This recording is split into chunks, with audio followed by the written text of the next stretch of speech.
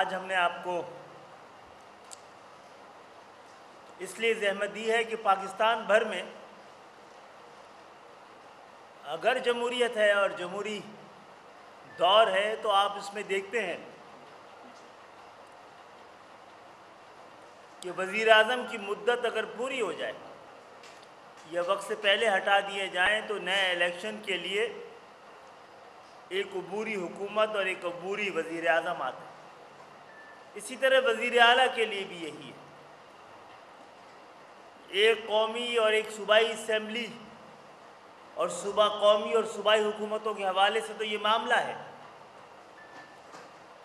लेकिन जो बुनियादी जमहूरियत है, जो बुनियादी हुकूमत है, जो थर्ड टियर ऑफ गवर्नमेंट है, जिसे शहरी हुकूमत, बल्दियाती हुकूमत, जो गलियों को, मोहल्लों को, गांव, देहात, शहर को रिप्रेजेंट करती है, वहाँ पर जब मेयर की मुद्दत पूरी हो जाए तो एक अबूरी मेयर को आना चाहिए। उसी तरह 90 दिन के बाद इंतखाबात होने चाहिए। लेकिन ये कैसी जमहूरियत है कि जब जमहूरियत आती है तो पाकिस्तान में बुनियादी जमहूरियत ख़त्म हो जाती है।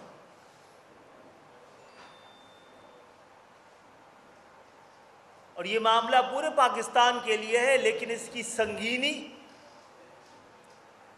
इसके नताइज की तबाही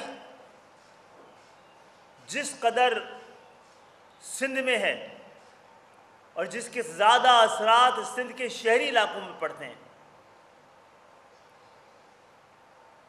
वो तबाहकुन साबित होते रहे हैं और एक बहुत बड़ी तबाही की जानिब हम जा रहे हैं।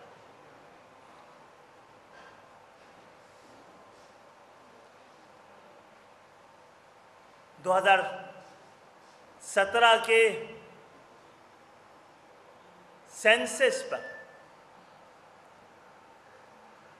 जो नाइंसाफ़ी और धोखा सिंध के शहरी इलाकों के साथ किया गया है, वो किसी के और के साथ नहीं किया गया। इसीलिए हम तारीख़ी पसमंज़र को जहन में रखते हुए पिछली मरदमशुमारी से पहले माजी में होने वाली वारदातों को सामने रखते हुए आला तरीन अदालत में गए थे कि हमें ये शक और शुबा है कि इस दफ़ा भी सिंध के शहरी इलाकों में सेंसस में डंडी मारी जाएगी, लेकिन इस दफ़ा मैंने पहले भी आपसे कहा था, डंडा मार दिया। दीवार से लगाने के बजाय दीवार से चुनवा दिया गया सिंध के शहरी इलाकों को।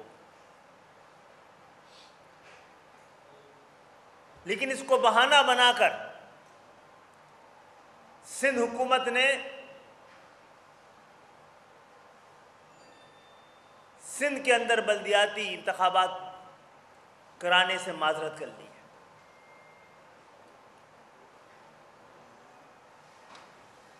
हम पहले भी कह चुके हैं कि अगर नहीं, यकीनन पिछले होने वाले सेंसस को हम तस्लीम नहीं करते। मुतनाज़ा तरीन सेंसस है और इस सेंसस के सबसे बड़े बेनिफिशरी पाकिस्तान में पाकिस्तान पीपल्स पार्टी की हुकूमत है। एहतिजाज उनका हम सब देख रहे हैं, लेकिन उसकी सबसे बड़ी बेनिफिशरी इस लिहाज से है कि सिंध के शहरी इलाके, जो इस वक्त सिंध की आबादी का 60% से ज़्यादा है, उनकी आबादी को आधा सा भी कम दिखाया गया है। हम आला अदालतों से आपके ज़रिए ये मुतालबा करते हैं कि 1998 में जो सेंसस हुआ है उसकी बुनियाद पर सिंध भर में फौरी तौर पर बल्दियाती इंतखाबात कराए जाए। कल बिलावल साहब ने कहा कि ये ना काम करते हैं ना करने देते हैं, उसमें उन्होंने हमें भी शामिल किया है। आपकी चोरी पकड़े तो आप कह रहे हैं चोरी करने नहीं देते, आपकी करप्शन पे शोर मचाएं तो आप कहते हैं करप्शन करने नहीं देते। यही कह रहे हैं ना, इसके अलावा इसका क्या तर्जुमा हो सकता है? और अगर एमक्यूएम सिंध के शहरी इलाकों में आपको काम नहीं करने दे रही तो ये बताइए अंदरूनी शहर में कौन रोक रहा है? अंदरूनी सिंध में आपको कौन रोक रहा है? वहाँ आपने कौन से गुल खिलाए हैं? वो जो हज़ारों अरब पर मुश्तमिल कराची से मिलने वाला रेवेन्यू है, हज़ारों अरब पर मुश्तमिल, वो हम पे तो नहीं लग रहा, हम अपने शहरों को देख के अंदाज़ा कर सकते हैं। लेकिन फिर वो कहाँ लग रहा है और कहाँ जा रहा है?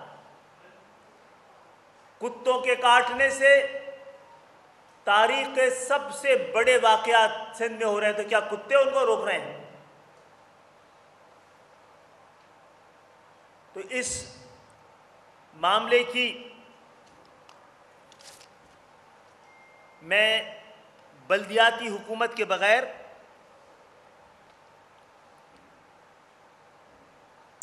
और एक पोटेंट बल्दियाती निज़ाम, एक फ़ाल शराकती और शमूलियती बल्दियाती निज़ाम के बगैर सिंध के शहरी इलाकों की हालत को बदला नहीं जा सकता।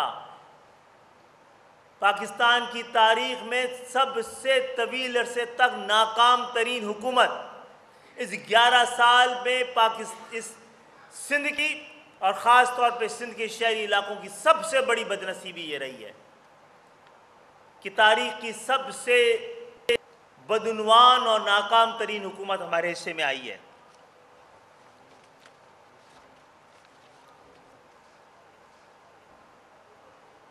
और आपके ज़रिए ही चाहते हैं कि इस वक्त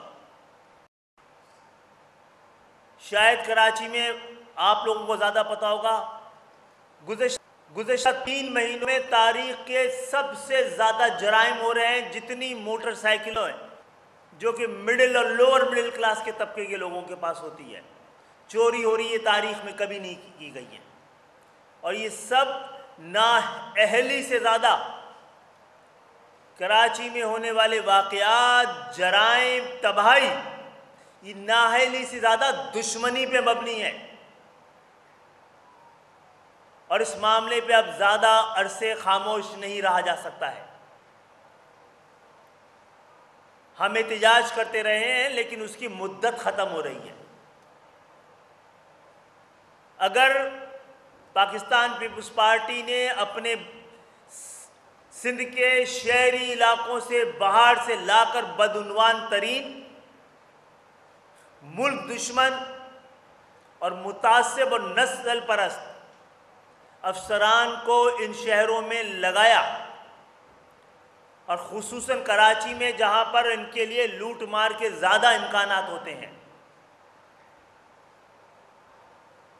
तो हम सिर्फ अब की एहतजाज नहीं करेंगे, कौम को,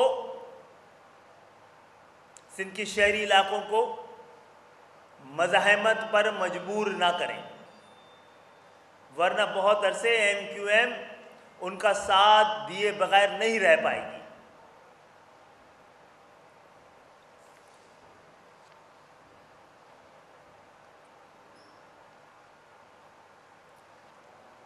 कोरोना की सूरत हाल के हवाले से एमक्यूएम ये कहती रही है, आवाम से भी अपील करती रही है, हुकूमत का साथ देने का भी इंदिया देती रही है, और अब भी कौम से ये अपील करती है कि कोरोना का ख़तरा ख़त्म नहीं हुआ है, वो मुस्तकिल कम और ज़्यादा होता रहा है, इस वक्त भी ख़तरे के निशान से ऊपर है। लेकिन उसको बहाना बनाकर आप उनकी टाइमिंग तो चेक करें कि कब वो कोरोना के नाम पर लॉकडाउन कर देते हैं और कब अचानक खोल देते हैं। सिंध की शहरी इलाकों के कारोबार को तबाह किया गया। अब तालीम को बड़े मुनज़्ज़म अंदाज से तबाह किया जा रहा है। सबसे पहले तो अपने बदउनवान अफसरान को तालीमी इदारों में लगाकर नाअहल तरीन लोगों को असतज़ा के मुकाम पर और उस पर बैठा के मर्तबे में बैठाकर सिंध के शहरी इलाकों की तालीम को तबाह किया जा रहा है। बड़े पैमाने पर गुज़श्ता कई दिन से जो निजी तालीमी इदारे हैं उनसे रिश्वत तलब की जा रही है स्कूलों को खोलने के लिए। इसकी इत्तलात हमारे पास मुसलसल इस हफ्ते आती रही है। मैं आला अदालतों से मुतालबा करूंगा कि इसके पर फौरी तौर पर तहकीकात कराई जाए और ऐसे बदउनवान वुज़रा को और अफसरान को उनके ख़िलाफ़ सिर्फ मुकदमे दर्ज ना किए जाएं। इंसाफ वो होता है जो नज़र भी आना चाहिए। पीपुल्स पार्टी के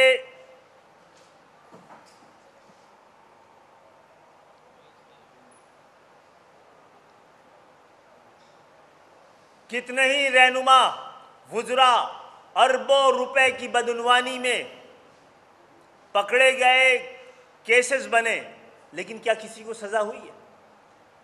उनसे बरामद होने वाली जो अरबों रुपए मिले हैं वो कहाँ गए और उसकी तफसीलात क्या है, कौम को नहीं बताया गया।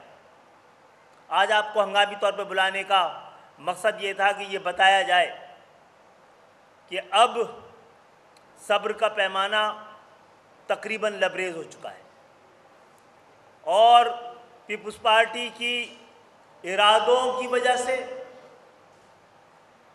और उनकी दुश्मनी की वजह से अब पानी खतरे की लकीर से ऊपर आ रहा है और इस हवाले से मुत्तहिदा कौमी मूवमेंट बहुत जल्द अपना लाहे अमल आपके सामने पेश करेगी।